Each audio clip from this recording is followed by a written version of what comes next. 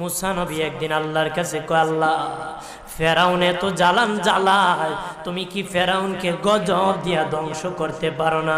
আমার আল্লাহ কয়, মুসা আমি ফেরাউনকে 4টা কারণে গজব দেই না। কয় কারণে?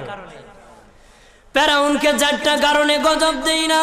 1 নম্বর কারণ হলো রে মুসা, সারাদিন ফেরাউন বলে আমি খোদা, আর রাত যখন হয়ে যায় জঙ্গলে যায় করলাম আমি জানি তুমি খোদা, আমি খোদা না, কিন্তু আমারে মানুষ খোদা কইলে ভালো লাগে, খোদা কইলে ভালো লাগে।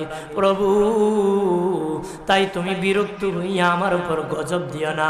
আল্লাহ বলে, মুসা রে, ওই ফেরাউনে রাত্রির দুয়ার কারণে আমি আল্লাহ তার উপর গজব দেই না।